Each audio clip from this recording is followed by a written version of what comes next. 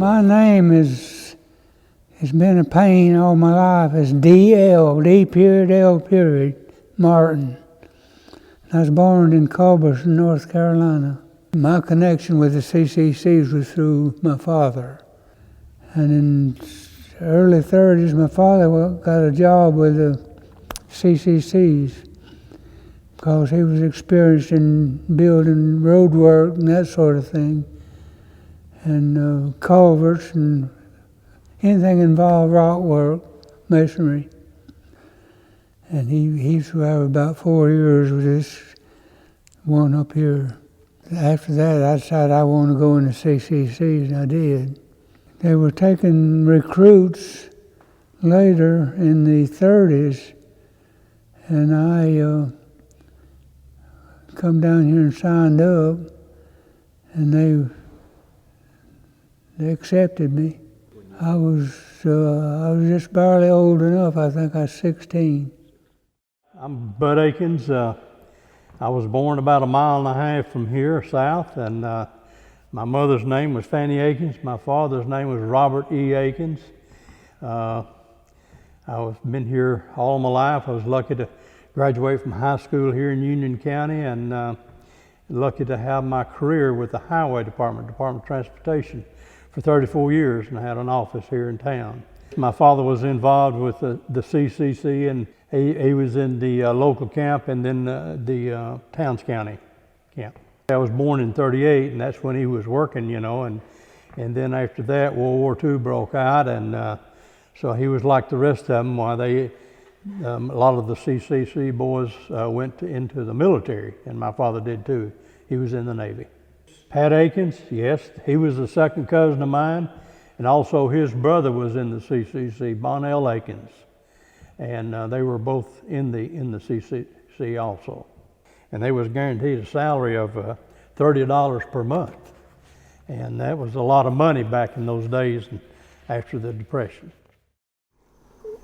Well, back then, wasn't no jobs, worked on the farm.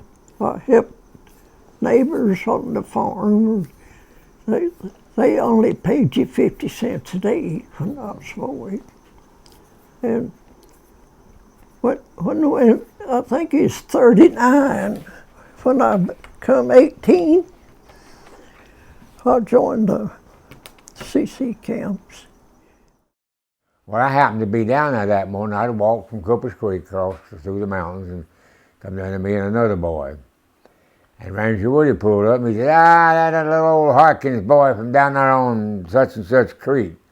He had a name for the little creek, Davis Creek, that I lived on down in Cooper's Creek. He had a kind of a dirty name for it. And he brought it out. Plenty of all the women that brought their boys from Cummings, Blue Ridge, and Clayton and everywhere was on the company street sitting there. And then after a while he said, "What are you doing up here, sonny boy?" And I said, "Well, I want to get in these CC camps." He said, "You can't make it in that," and so forth and so on. I said, "Yeah, what do you want to get in there for?" And I said, "Well, we need help, So he said, "You can't get in them CCs." I said, "I can." He said, "Now listen, son, I want to bring it out just like he said it." He said, "You've got to have a Peter big as a hole handle to get in these CCs." I said, "You can help me get in there." He said, "You ain't got that, well, you're beat." My name is Herbert Alton Brymer. I was born on July the 6th in the year 1916. I went to elementary school at Lucky Street Elementary School. I graduated from there and went from there to Murphy Junior High School and graduated from there. And from there I went to Tech High. It's an Atlanta school. But I didn't graduate, and I left there to go to work because it was during the Depression and my family was in destitute circumstances and they needed some income. And I went to work to bring some of that income in. A representative of the government came to my mother and asked her if I'd be interested in going in the CCCs. And she said she'd asked me, and she did. And I said, yeah, I'd like to. I was then about 16 or 17 years old.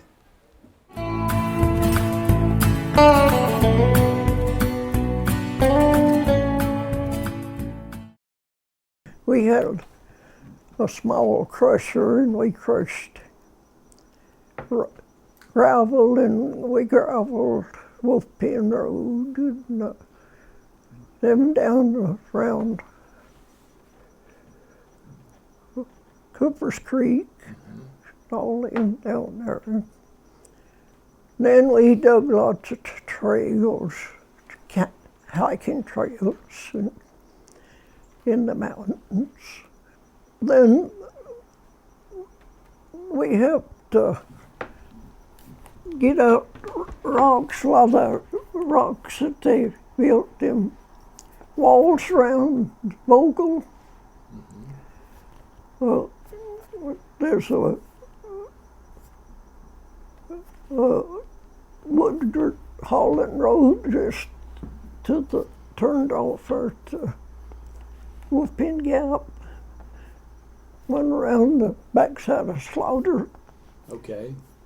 We have to roll rocks off of that mountain down until we could get to it with a dump truck. And they'd haul them over there to Vogel. And I didn't help lay rock or nothing. Then up there where they built the shed on Blood Mountain, we carried rocks, all the rock work we could get there. We took about a dozen of us go up there. But in the CC camps, I done a little of everything. Ever so often, if you didn't go home on weekends, they'd want you to work in the mess hall, wash dishes. So I done that one weekend, and they wanted me to. They had a bakery in one end of the mess hall. They wanted me to help in the bakery. I worked in there till about 6 months or so. I liked that pretty good. We baked all kinds of bread, loaf bread. Well, I went in as just ordinary recruit, and I guess I was lucky. I moved up the line. I was supply sergeant when I left. And that's about as high as you can go as a recruit. I mean, as an enlisted person. Oh, I made big money. I made $45 a month. I got my bed and my food too, and some clothing. See, I still wear a pair of those army pants. But when I went in, we were getting 8 at the camp, and the home was getting 22. And that was good. That was a good help, you know. But we began to pick up jobs that began to pick up a little bit by that time. See, the CC started in '32, and it was one of Roosevelt's New Deals, you know. And WPA, we worked with the WPA. We left, and my first job that I remember out on was over here at Lake Winfield, Scott. And I was just working, and the Winfield was just about closed, ready to open, you see. And they were bringing sand in that white sand in them dump trucks, and them big old dump trucks, I believe about 36 model or something like that, dumping that sand, you know. And I just told him a while ago, I was a big heavy equipment operator too. I had a shovel and a wheelbar. And I would load that sand on that wheelbar and scatter it on the beach. And also they brought little fine gravel in, we called it squeegee. And I would load that on the wheelbarrow and push it around the trails and put a little on the trails and work there, built barbecue grills and whatnot. And I had to, and then the next job I went to, you know where Wolfbin Gap is up here.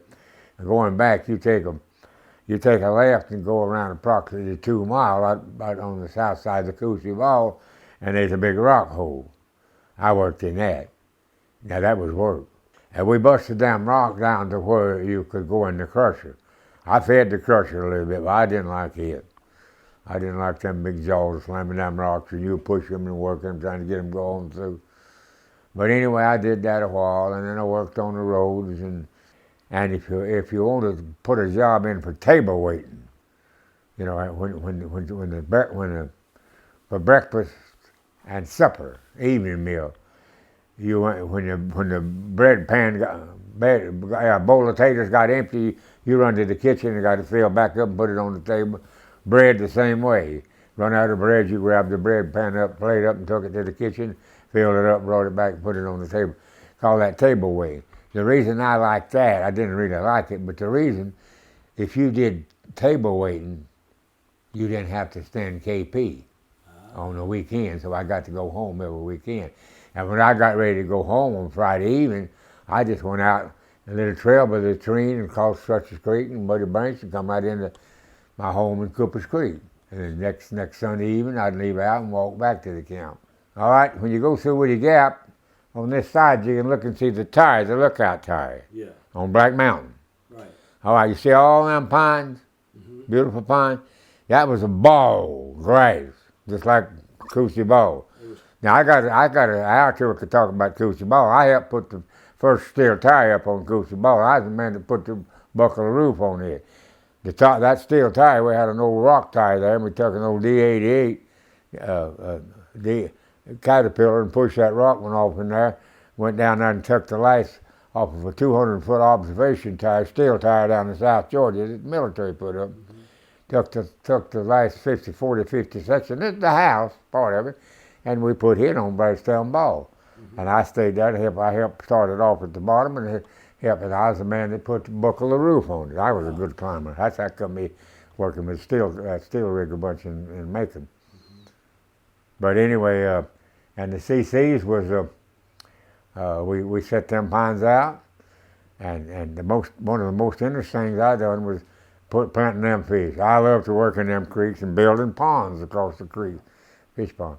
But the CC pond, we built Doctor Lake. You ever hear of that? Oh yeah. Yeah. I've hiked there. Yeah. And we done that, and I helped put fish up over the shoals where there wasn't no rainbow in the Blood Mountain Cove. And so they did accept me and had me report to Fort McPherson. And at Fort McPherson, they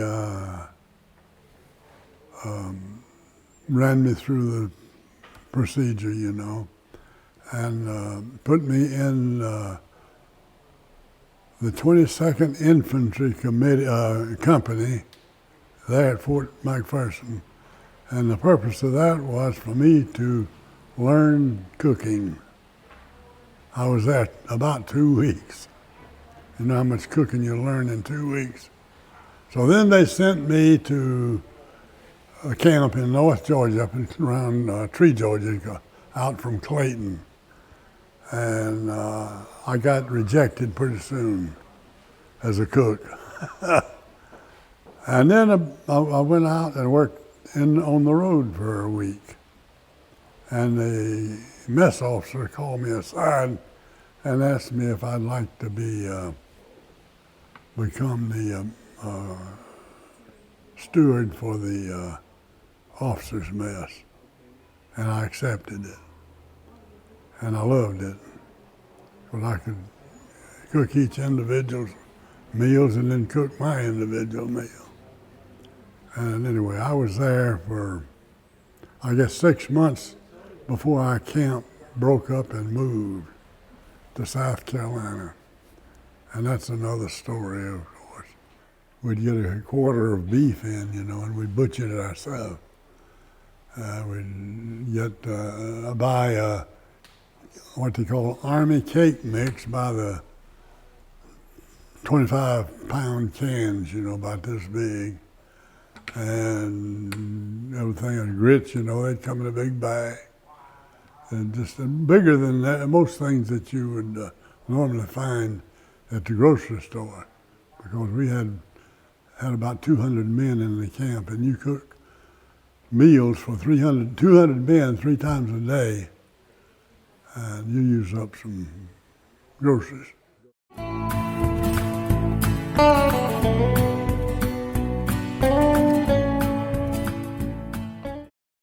Well, in the camp up at Tree, you know, that's about 11 miles from what they call Standing Indian Mountain. Well, we would go hiking, and we'd hike up the 11 miles to Standing Indian Mountain, and then climb the mountain, talk to the lookout up there, the fire lookout, you know. And I remember one time he said, "Are you guys going to spend the night?" And we said, "No." He said, "Well, you better start down now, because when that sun goes behind that mountain over there, it's going to be dark." And he was absolutely right. Oh, so I fell in a ditch on the way down because I couldn't see.